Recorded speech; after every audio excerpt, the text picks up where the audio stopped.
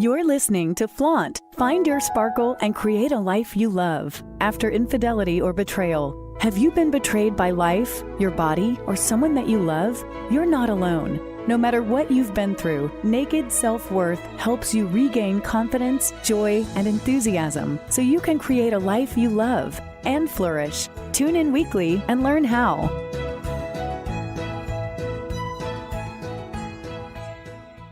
Hello and welcome to Flaunt. Find your sparkle and create a life you love after infidelity or betrayal.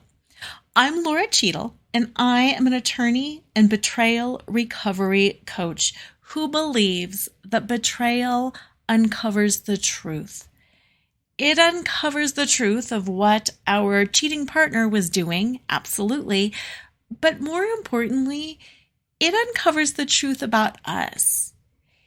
It uncovers the truth about who we are, what we have tolerated that we shouldn't tolerate, what we buried our head in the sand and chose not to see, and maybe even what we knew but didn't address within ourselves. I would love to connect with you and to see how I can best support you on your betrayal recovery journey so you can finally get to the bottom of and really understand what happened so you can heal faster, skipping the mistakes, the pain, and the obsessive thoughts that plagued me during my own betrayal recovery journey.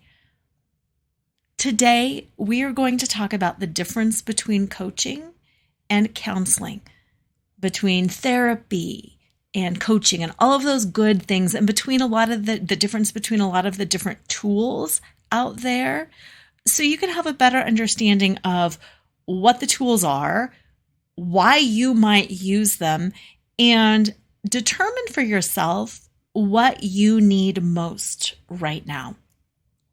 But before we do that, I encourage you to go to betrayalrecoveryguide.com and download your copy of my Sparkle After Betrayal Recovery Guide. It's a simple and straightforward guide that will give you 3 steps to start on the journey of reclaiming your identity and self-worth so you can start feeling better right away. So go to betrayalrecoveryguide.com and download your free copy of the guide. When you do, you will get instant access to downloading the guide, and then you will get 5 days worth of emails that will really help you. But don't worry, it's not like you're going to get daily emails the rest of your life. You're only going to get 5 emails right away that are geared to help you right now immediately start to feel better fast. So you've got something to hang on to. So you've got that point of focus. So you're not making mistakes and making things worse than they already are.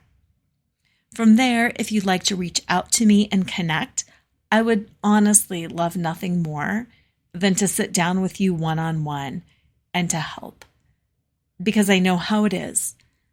I was cheated on by my husband of 23 years. He cheated for 15 years with 5 different women. And I know exactly how it feels when you find out. And when you're in this weird place of complete and total collapse.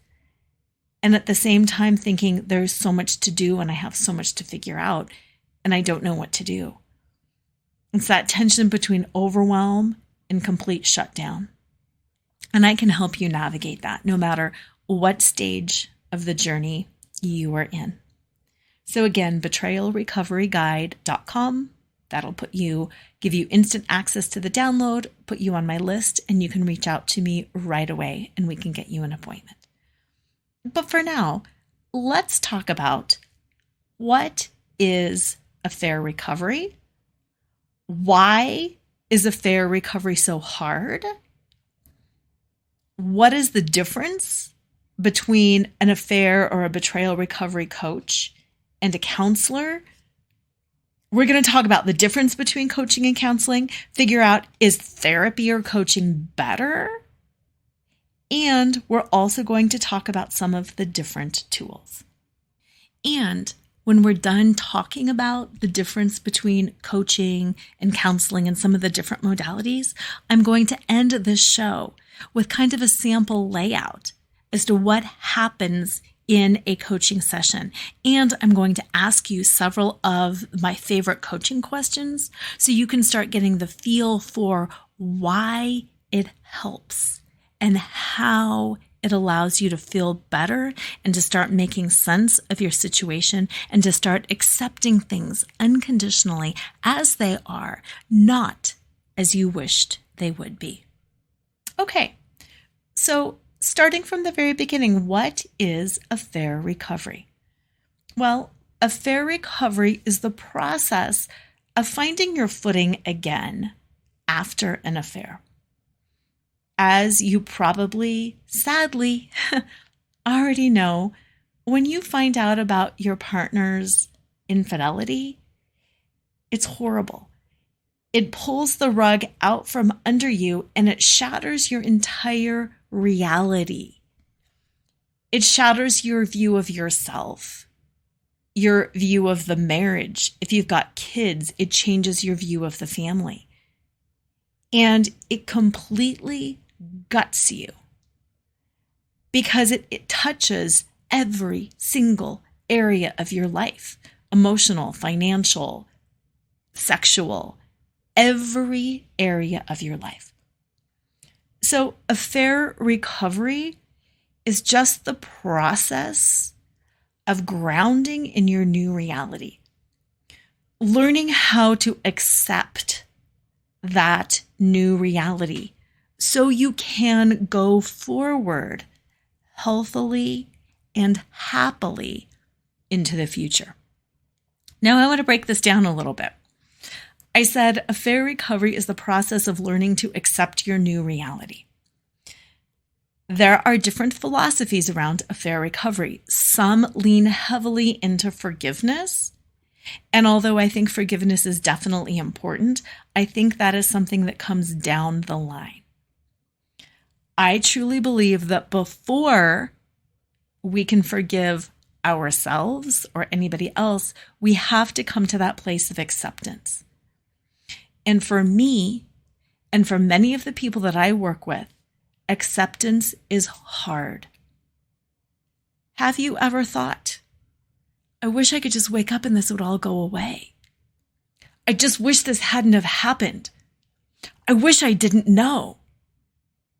I wish I could just go back to that place before I was broken, when I was still innocent and trusting. Those are all statements of a lack of acceptance. And it is so normal that we don't want to accept this new reality, because who wants to accept this new reality? When you accept this new reality, it means all sorts of different things. It means that your marriage will never be the same again if you choose to stay together. Now, I believe fully that if you both choose to stay together and you both choose to do the work, your marriage can be better than it ever was. But I also believe that if you choose to separate, your life, your new life, can be better than it ever was. So affair recovery is that process of finding acceptance in this new reality and then figuring out what to do next so you can actually start, as the title of the show says, creating a life that you love. Now, why is affair recovery so hard? I touched on this earlier. Affair recovery is so hard because infidelity shatters every area of your life. It's not just that, oh, I've got a problem with my car, but everything else is okay. Or, oh, I've got a problem with my house, but everything else is okay. Or I've got a problem with my youngest child, but everything else is okay. Affair recovery is so hard because it shatters your world view. Because the person who you were closest to, who you trusted the most, stabbed you in the freaking back. It's significant. It's hard. And it goes to your worth as an individual, your worth as a wife or a partner or a girlfriend. It goes to so many things like, was I pretty enough? Was I smart enough? Was I a good enough conversationalist? Did I do enough? Why didn't I keep him happy? Am I good enough in bed? Did I insult him in some way? It turns everything around in our heads, and it makes us feel like we did something wrong and we are to blame, and that somehow we are not enough. And most people struggle with self-worth. And because most people struggle with self-worth, when something happens, we tend to internalize that pain. We tend to say, oh my gosh, my life shattered around me. It's very personal and I did something wrong. So finding out about our partner's affair disrupts our everyday life in every single way. It cuts to the core of who we are and what we are worth. So why is it hard? Because we have to rebuild our identity. Not only do we have to rebuild our life, we have to rebuild our identity. If you lose your job and you have a major financial crisis and you suddenly have no money, your identity is still there. You're still a wife or a mom or a partner or a daughter or a sister or all of these different identities. But when you learn about an affair, all of a sudden you're like, I'm not a good wife. I must not even be a good friend. I'm not worth anything. So you have to completely rebuild your identity because you thought the world worked a certain way. You thought people in committed relationships held each other up and were faithful and told the truth. Oh my gosh. Finding out that somebody betrayed you and has been lying and manipulating you is a huge upset because suddenly it's personal. It happened to me. Sure, we can all say, yep, there's a lot of corporate greed out there and people lie. But we don't expect it to happen to us. We expect it to happen to other people. We think we are a good enough judge of character that everybody in our life that we allow in, we can trust.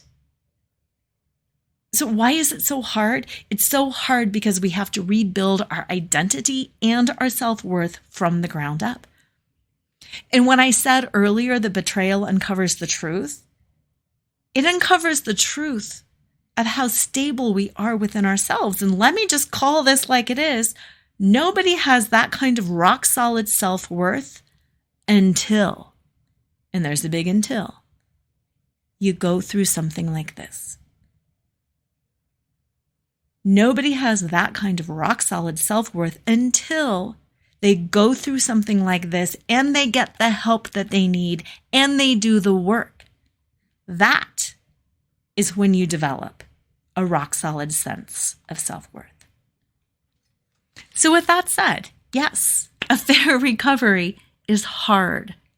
It's really hard because affair recovery is finding that acceptance with your new reality and rebuilding your identity and your self-worth. Okay, so that's what it is. So what's the difference between an infidelity recovery coach and a therapist or counselor? Well, in the simplest terms, if you think about a timeline of your life, here's everything in the past, here you are right now, and then there's everything in the future. Which way are you facing? If you face the past and you say, wow, there's a lot of things that I've got to dig up and process and uncover and figure out. That's what a therapist, that's what a counselor will help you do. They will help you look at the past with new perspective and new eyes and new tools and understand what was going on. So you might say, wow, I'm looking at the past. I am a sexual abuse survivor. I had a traumatic childhood. I this, I that, or the other thing. In our marriage, we got into physical abuse. There was an alcohol problem. There was an addiction. Whatever it is, you're looking at the past and you're understanding and making sense and uncovering that. And that's what a therapist will help you do. They will help you understand the impact of your childhood on your current relationship. They will help you understand the past and figure some of that stuff out. A counselor will also have tools like EMDR, which is the eye movement desensitization, or eye movement rapid desensitization technique. I forget exactly what it stands for. But a trained trauma therapist will help you deal with PTSD-like symptoms, trauma from your past. Like I said, if there's sexual abuse, child abuse, abuse in your marriage, domestic violence, they will help you deal with that trauma of the past. Settle your brain down and understand what was really going on. A coach, on the other hand, is forward looking. So visualize yourself on that timeline. If you look to the past, that's what a therapist will help you dig out and figure out. Pivot around and look to the future. That's where a coach is going to take you. They're going to take you into the future. Now, there's this beautiful bridging sometimes of the past and the future that happens in the present. So if you're working with a therapist on your eating disorder, on your childhood sexual abuse, on your domestic violence, then you will come to the coach and you will take that information and you will be forward looking and you will say, and now what are we going to do with this? And the coach is going to help you create that future going forward that you want. The coach is going to help you say, aha, looks like there's a block here. You're running into a roadblock here. Is there something that needs addressing? Is there a habit that we need to change and rewire? Do you need help with your confidence, with your clarity, with your self-worth, with your motivation? Do you need help with strategy? Do you need help with planning? Do you need help learning how to better communicate? Do you need help better learning how to advocate? A coach helps you with all of the skills and planning and strategy that you will need going forward in order to be successful and to create the kind of life that you love. Now, depending also on the kind of a coach, they will do different things. Me, I am a betrayal recovery coach. I am an infidelity, affair recovery, betrayal recovery coach. And most importantly, I have experienced it and I have been through it and I have insight and understanding because I have been through it. So when you work with me, we will talk about things. We will talk about things in that coaching perspective where I can share, hey, in my experience, this is what I've seen. This is how I felt. This is what I learned. And then I can ask you questions to see if that applies to your situation. I can ask you questions about where your roadblocks are and how you're stuck and what you want going forward. I can talk to you about some of the things that I believe you might want to address in therapy if you choose to do so. And we can talk about that. But I am not going to dig deep into your childhood with you and have you start uncovering and processing old memories. That's something that a therapist, a counselor will do. But yes, I will tell you in my experience, this is what I see. In my experience, this is how I felt. This is what was helpful for me. Could that be helpful for you too? As a coach, I will help you become accountable in taking those steps and breaking it down so you can move forward. Because, as you know, a lot of this is really overwhelming. And like I said earlier, it's that tension between shutdown, where you just want to completely collapse and not do anything, shut down, break down, and launching into all of this action. I will help you create the strategy and the plan so you can start taking sustainable steps forward. So you don't all of a sudden decide in a moment of anger that divorce it is, and you march off to an attorney and you file things and you stir up things that don't quite need to be stirred up, maybe ever, but especially not now. So you don't call your partner's employer or call your partner's parents and stir up a bunch of stuff without thinking it through. I help you in a coaching capacity create a healthy plan going forward. And sometimes that healthy plan going forward does include, you know what? I really think you should talk to a counselor or a therapist about this. It seems to me like you might be struggling with depression. Obviously, I can't prescribe medication for that, nor can I diagnose it. So what I'm seeing in you might be better addressed by a therapist. Think about a general contractor on a construction project. They know enough about all the different things. They know enough to be like, oh, this is an electrical wire. Oh, this is a plumbing pipe. Oh, this is a structural issue. Oh, this is just cosmetic. The general contractor knows enough about everything that they can identify, we need a plumber for this. We need an electrician for this. This is not stable. We've got to stop, go back, rebuild this foundation, and reset this structure. And that's what I like to think of coaching is about. You're coaching. You're coaching the process. You are holding the container for the whole person in this whole traumatic situation. And you are keeping them grounded in the present, focused on the future, and then also helping them identify where and when they might need to go back to the past to stir things up. Here's another way that coaching and counseling differ. And I want to preface this by saying I am a huge fan of both. I fully believe that most people, no matter what the circumstance, need both. But one of the differences is how you feel when you walk away from a therapist and how you feel when you walk away from a coach, because it is definitely a different experience. I don't know if you've ever done couples counseling, but oftentimes you walk away feeling a little bit tense because it uncovers a lot of stuff. Or if you've seen an individual counselor or therapist, you might walk away being like, whoa, because it uncovers a lot. And then you're thinking and you're like, am I really like this? How have I not seen that? What is this? How? Wow.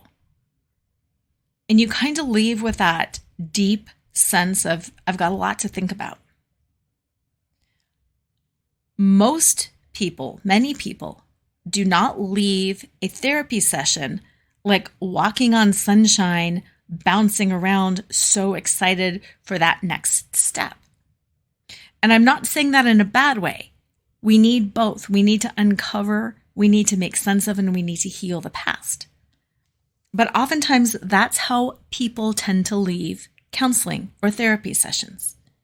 Sure, they might have some new tools, but there's a little sense of stress. Whereas with coaching, most of the time you leave feeling elevated. You leave feeling positive. You leave feeling clear, with a clear sense of the next steps to take. You are empowered at the end of a coaching session because you have had somebody take this overwhelming pile of stuff and they've helped you break it down and help you make sense of it so you know the next steps. So if you're leaning towards divorce, you might work with your coach and figure out, okay, the most logical next step around this, now that the decision has been made, is to interview 3 to 5 attorneys, is to get some references, is to have a free or even a low-cost consultation with several attorneys. It might be go to this website and learn some things. You will have a breakdown of steps to do. If you're working things out with your partner, you will have a breakdown of steps to do.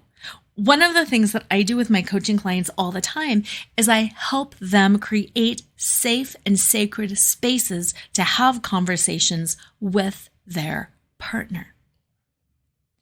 For example, I will tell people, create a place in your home that is free of affair talk.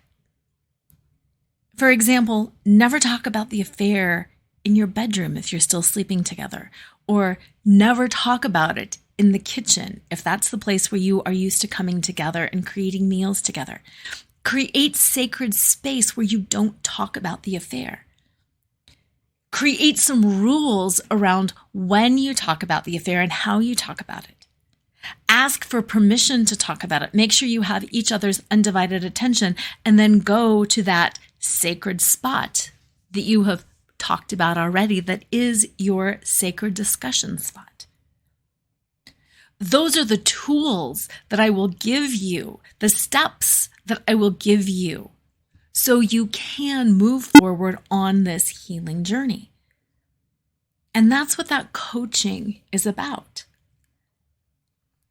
Coaches also ask some hard questions, and they're different than therapeutic type questions.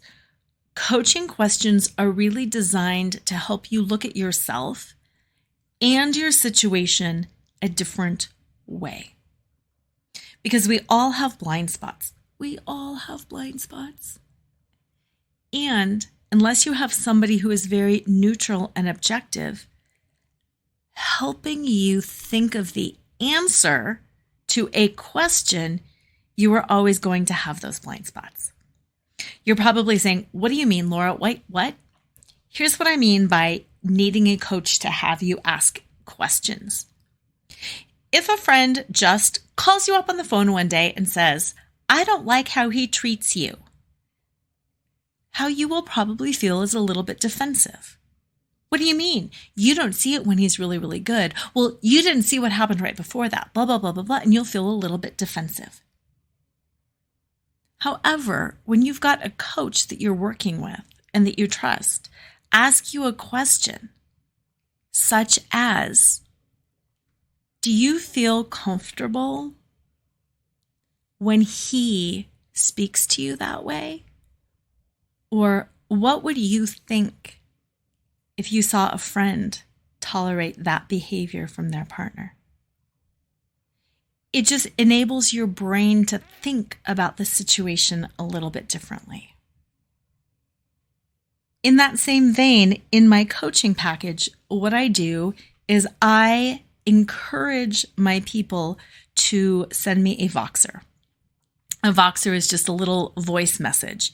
And I encourage them to speak the message 24/7 whenever it comes out. And often I will have them listen back to their own message and ask them, if that was coming from somebody else, how would you feel about what you just said to me?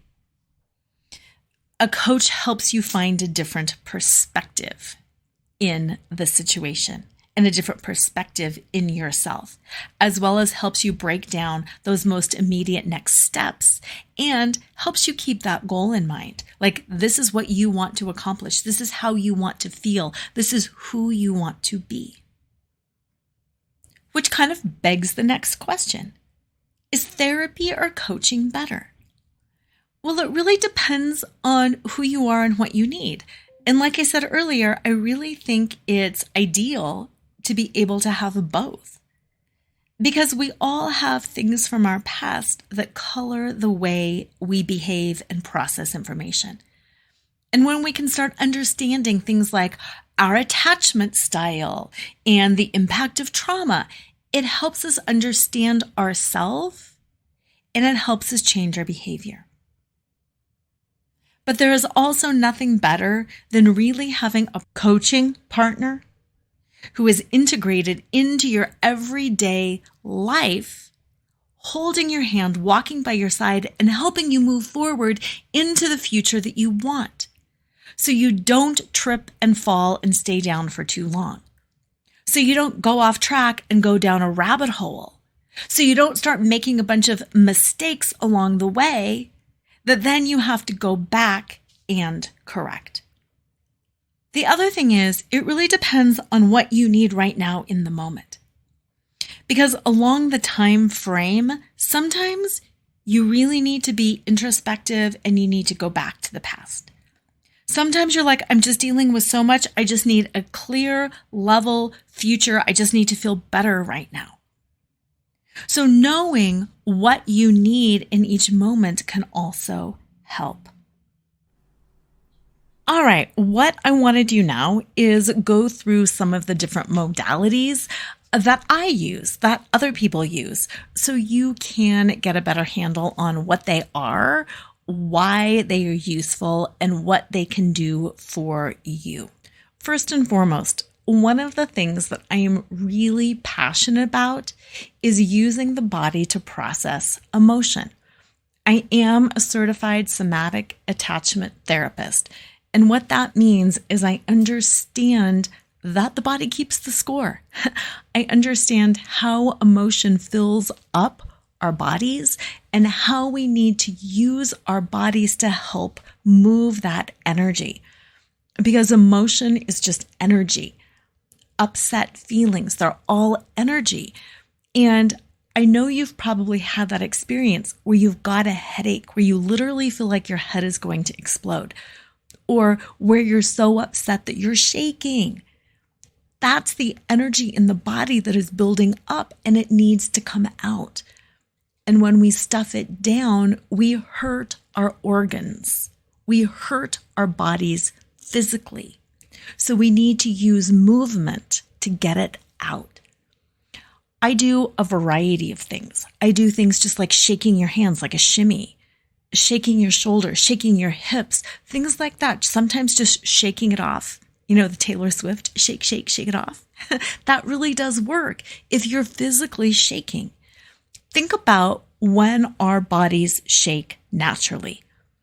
We shake after a traumatic event. If you've ever almost rear-ended a car or had something scary happen, after the adrenaline leaves you, you shake. Your body physiologically will naturally shake as a way to process that adrenaline, as a way to get that fear and anxiety out of your body. Why wait for your body to do it naturally? If you feel like it's building up, stand up and shake. I'm doing it now. Shake your arms, shake your hands, shake your hips, shimmy your knees. That will help move all that stuff through your body. I personally am also really big on using dance and yoga and strength training, because what the body can do is what the mind and the emotions can do. So a lot of my people that I work with, when they're feeling weak and powerless, I will have them play around with some strength moves, whether it's taking some weights and just moving it, or doing things like holding their body in an elbow plank or a wall squat. When we find strength in our bodies, it validates for us in our mind that, yes, I am strong. Look at me. I just did a wall squat for 2 minutes. Look at me. I just did lunges with hand weights. I am strong. Because if your body is doing it, your mind and your heart and your emotions can't deny it. Dancing it out truly is one of the most meaningful things for me. Because I dance, I turn on music, and I encourage people to turn on music. And sometimes even in coaching sessions, we'll turn on music and we'll dance together and we'll mirror each other's movements. But dance is a way to connect to music, to connect to the body, and to just let those emotions flow. I've got a few incredible sacred dance videos on YouTube, and I will put the links in the show notes so you can try those out. I've got a lot of strength videos and yoga videos and other types of movement videos on YouTube, and I will leave all of those links because whether you're working with me one-on-one or not, I want you in your body. Because the other thing about being in your body is when you are in your body, you're in the present moment. Because you can't truly be present in your body and back in the story of the past or ahead in this panicked future timeline that you're creating for yourself slightly neurotically because you're panicked. When you're in your body, you're in your breath, you're in your heart, you're in your limbs, and you stay grounded in the present moment. Yoga is one of those tools that I also use to help people ground. Whether it's mountain pose, where you're literally and physically grounding like a mountain, or just simple cross-legged pose, where you're just sitting and feeling yourself being supported by the ground. Yoga is an incredible way to receive support, to feel grounded and connected and held. Child's pose with your forehead down, tucked in that little ball, is peaceful.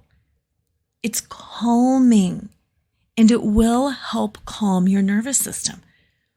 So whether it's dance, just free-form dance in your living room, or following along in sacred dance on one of my videos, or moving your body with me in a coaching session where we're identifying, where do you feel that anxiety? What needs to come out? No matter how we're doing it, it's a tool to help you. Another tool that I use that is definitely very unique to me is intuition. You might or might not know that I worked as a professional medium and intuitive reader from 2007 on. Even though I don't do a lot of intuitive readings just for the sake of readings, I always use my intuition when I'm working with you, when I'm seeing clients. You might also know that every Tuesday or thereabouts, I do a live channeling. I do it on YouTube, and I also post it on Facebook and Instagram, and it's called Coffee with the Librarians. The librarians are my guides. They are the group of entities that I go to whenever I want to connect and get some information. This is not fortune telling, but it's reading the energy of a situation. And when I read the energy of your situation or any client situation, I can tell you things. I can tell you things about yourself, your partner, your relationship, and what's really going on. What is in your highest good and best interest? I truly believe that all of the information that we need to know is in our bodies, is in our intuition, is in our hearts. It's just that we sometimes let our heads run away with us, and we don't have that connection between the heart and the head. So when I work with people, I also use my intuitive skills. I read energy. I read the situation. I go to my guides, the librarians. I go to your guides. And I connect and I give you the information that is there. And you know what? It's helpful. It's very helpful. It's not fortune telling. I'm not casting a spell on anybody, but it's reading the energy and helping you understand that. Another couple tools that I use with my people are a combination of internal and external processing. We all process information differently. And it's important when we've got something as big and as significant as a betrayal to use multiple avenues to process this information. Internal processing is done by journaling. So when you work with me, I've got 30 days worth of journal prompts that I give you. And that allows you to just go in and I say, don't really spend more than a minute or so on it, but just answer this journal prompt. And think about it because that is your internal working. If you ask your mind a question, your mind opens up a loop. And then your entire subconscious and conscious mind will start scanning for the answers to that question. So these journal prompts help open up loops in your mind. So then your mind starts scanning for information, and then before you know it, you've got the answer to all of these problems and situations. That's internal processing. I also utilize external processing to help people process all of this information. And external processing is just like what it sounds. It's processing out loud. And what I do in my coaching packages, in all of my coaching packages, is I include 24/7 Voxer access. And Voxer is an app, and it's a walkie-talkie app that you talk into. Because when you're talking, not only are you talking and the words are coming out of you and the energy is coming out of you, but you're also hearing the words in your ears. You're hearing yourself say these things. And I don't know if you've ever had that experience where you're laying in bed at night and you're thinking all of these things and it makes perfect sense. And then you get up the next morning and you say it to somebody and you're like, that doesn't make any sense. But in your own head, it made perfect sense. That's what this external processing is about. It's a non-judgmental, safe space where you can say those words, where I can hold those words, where you can say horrible, mean things, where you can say things that you maybe wouldn't say to anybody else, where you can speak the truth about something that you know or said or hoped for or have done, but that you really wouldn't speak out loud. And then I hear it and I reflect it back to you. Or sometimes I will tell you to go back and listen to your same message so you can hear it as if a third person were saying it to you. So you can get reflection, so you can get feedback. And that is external processing. And that is another one of the tools that I use. Hypnosis is a tool that I use, that many coaches use, and that also some therapists use.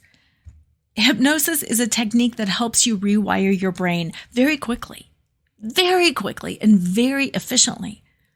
So you can develop habits quicker and easier.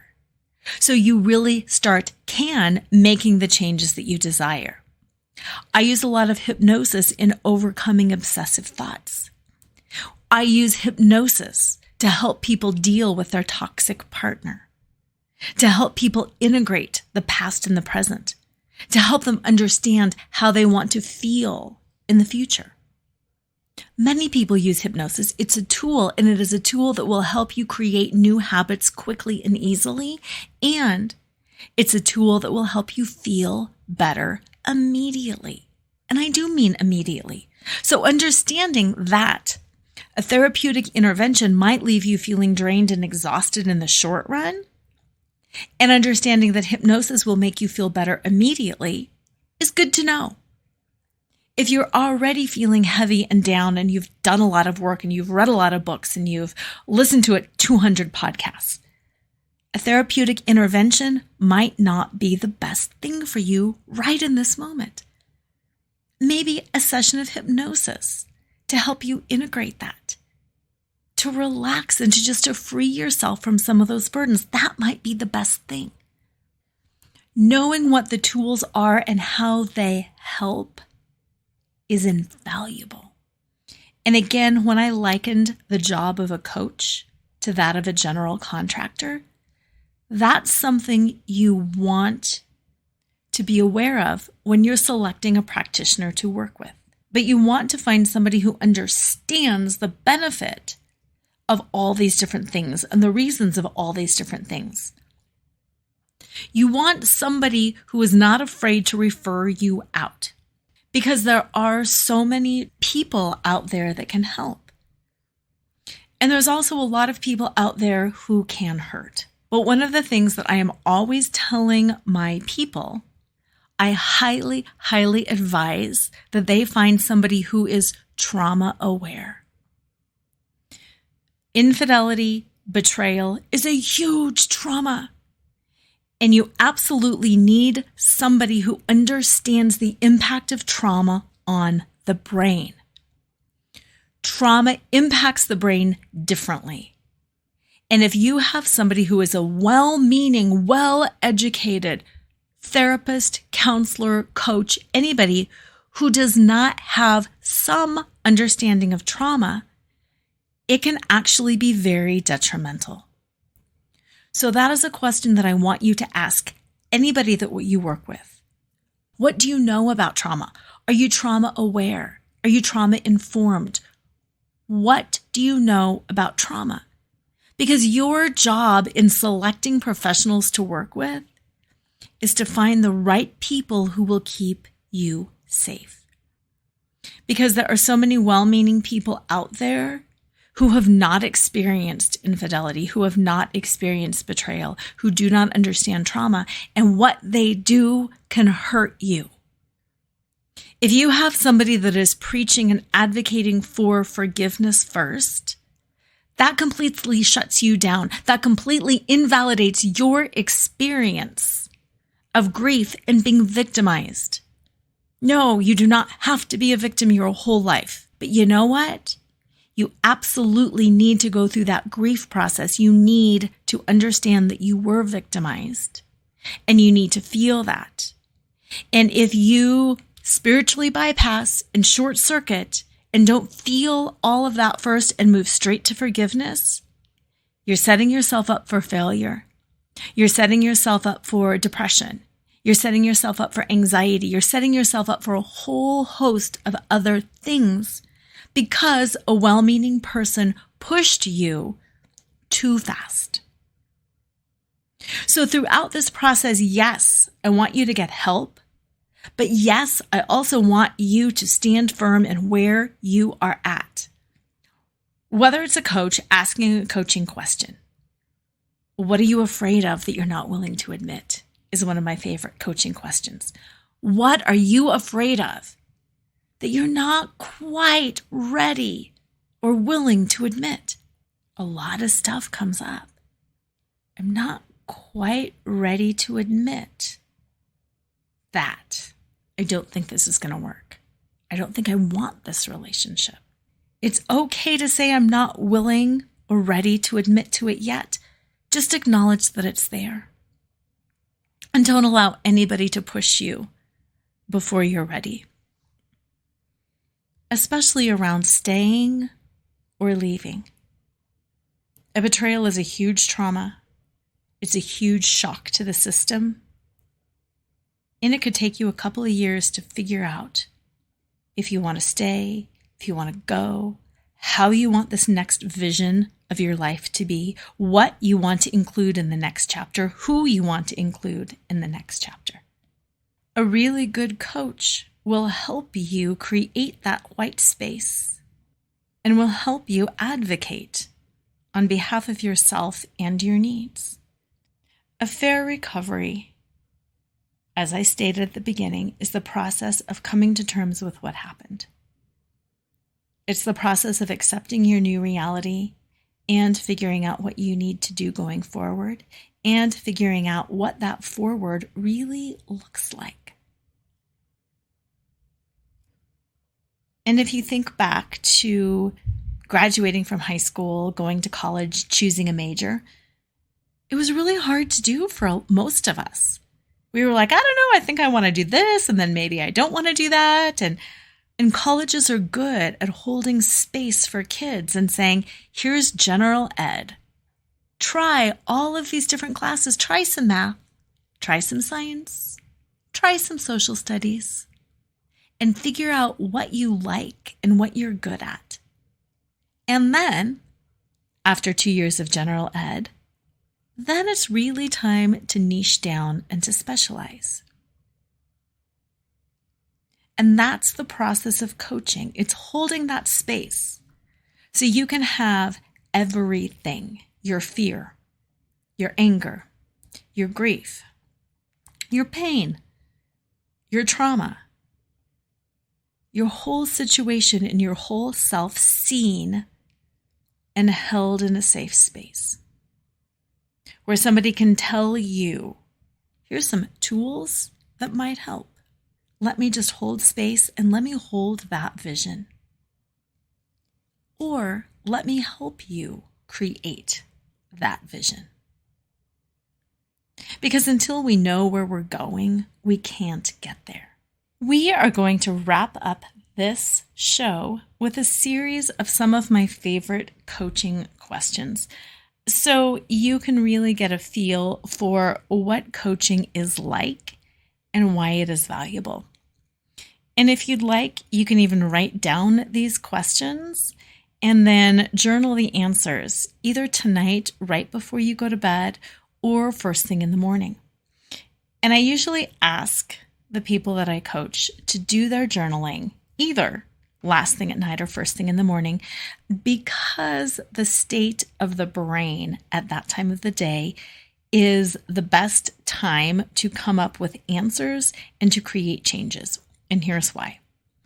We've got the conscious portion of our brain, which is a portion of the brain that directs us. It lets us know where we have to be and when, and how we have to do things and what we need to learn and who we need to call and all of that stuff.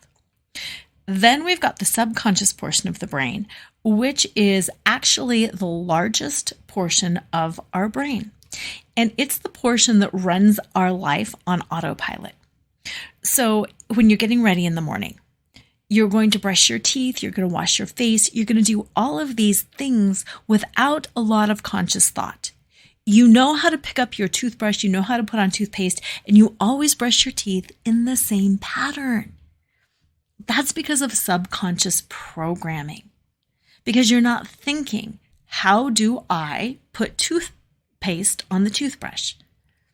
Now, if you broke an arm and suddenly had to brush with the other hand, that would require conscious thought. That's a whole different part of the brain. So, change takes place in the subconscious portion of the brain, not in the conscious portion of the brain.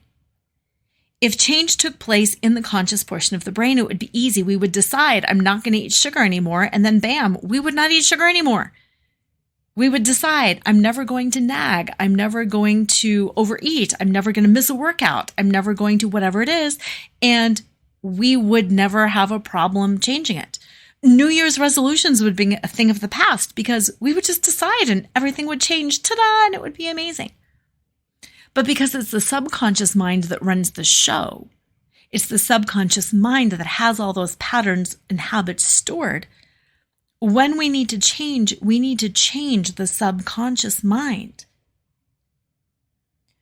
First thing in the morning and last thing at night, the brain state is open, meaning that you have easier access to the subconscious portion of your brain first thing in the morning and last thing at night, right before you're about to drift off. So, if you want to journal, if you want to change your level of self-confidence, self-worth, if you want to get more clarity, if you want to process things, do it first thing in the morning before you pick up your phone. Do it last thing at night, because that's when you can really get that information in. So here are some of the questions that I am going to leave you with that I would like you to ponder. First question. If you were to look at what's going on in your life as the symptom of something bigger, what might be its source? If you were to look at what's going on in your life as the symptom of something bigger, what might be its source?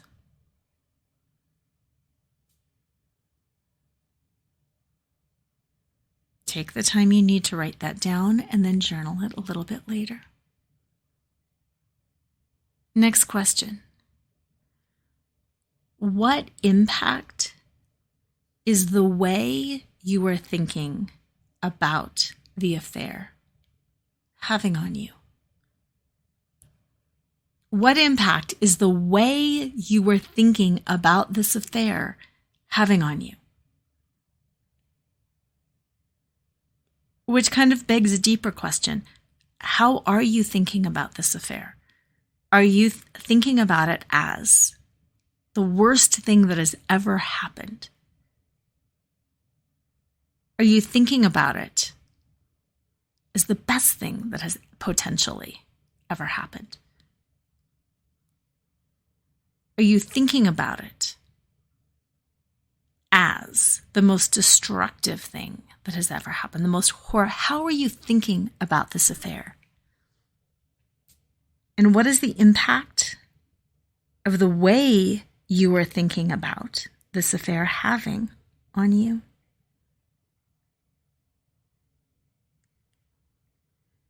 And then my last question. What are you afraid of? What are you afraid of? And what exists on the other side of that fear? What are you afraid of? And what exists on the other side of that fear? And those are some examples of questions that might be asked in a coaching session where you would come and we would sit down and you would tell me, this is what's going on, and this is what he said, and this is what she did, and this is how I feel, and this is what I can't get over. And these are some of the questions that will help you process and move forward. And then, what's next? What is your most immediate next step? And how do you want to feel? Is your most immediate next step deciding if you're going to stay or go?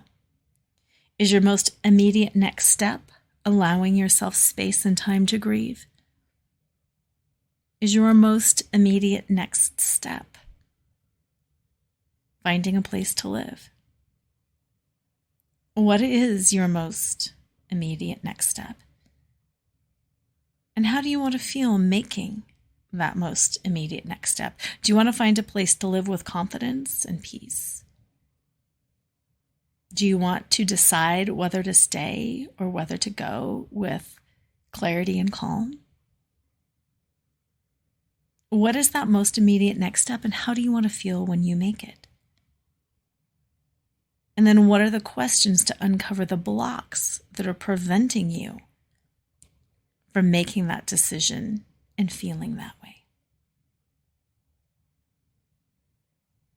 Reach out if you have any questions, if you have any comments, if you need help finding a qualified therapist, coach, counselor, clergy member, anything.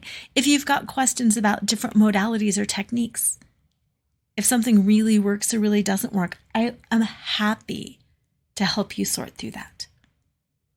But first, remember to go to betrayalrecoveryguide.com. Download your copy of the Sparkle After Betrayal Recovery Guide and get yourself on my list so you can keep consistently taking steps to move forward, so you can keep breaking down the understanding of what's going on, what might be really going on, what you need to move on, what you need to let go of, what you need to grab a hold of.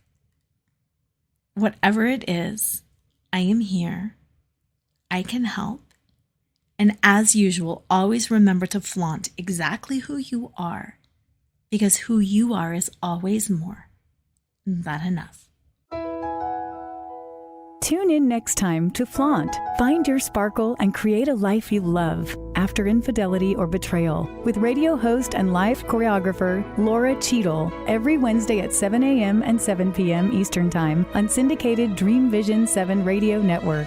Develop naked self-worth and reclaim your confidence, enthusiasm, and joy so you can create a life you love and embrace who you are today. Download your free Sparkle Through Betrayal Recovery Guide at nakedselfworth.com.